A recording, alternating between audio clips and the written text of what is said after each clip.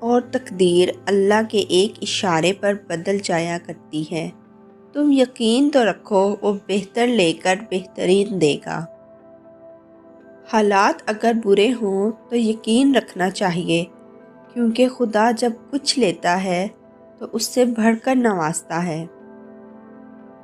جب آپ رب سے محبت کرتے ہیں تو وہ آپ کے دلوں میں صرف انہی لوگوں کو بسنے دیتا ہے جو آپ کی محبت کے قابل ہوتے ہیں۔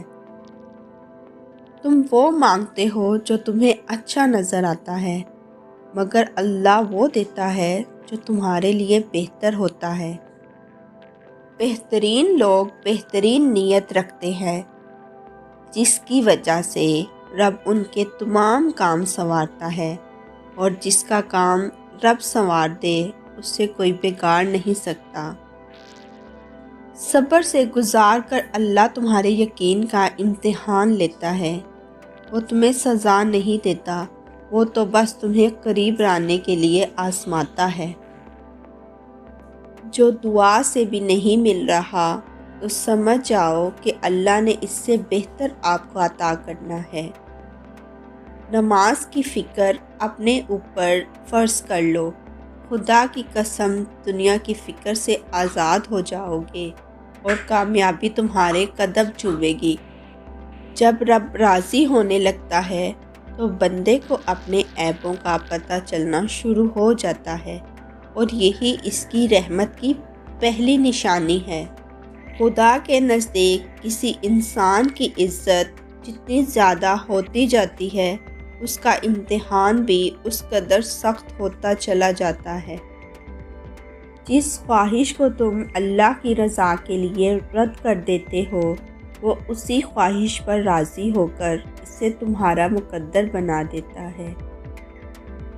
جب تم پر کوئی مشکل آ جائے تو کسی کا احسان نہ لو، کیونکہ مصیبت 4 دن کی ہوتی ہے اور احسان زندگی بھر کا ہوتا ہے۔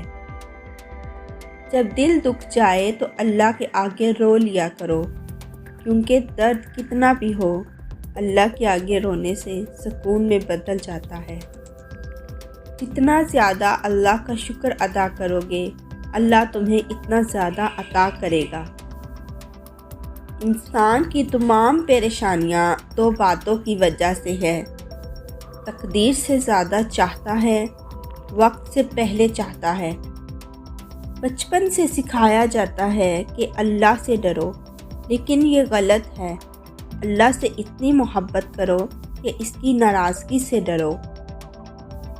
جب بھی فارغ وقت ملے تو اپنی ماں کے پاس جا کر بیٹھ جایا کرو، کیونکہ ماں کے ساتھ گزارا ہوا وقت قیامت کے دن نجات کا باعث بنے گا۔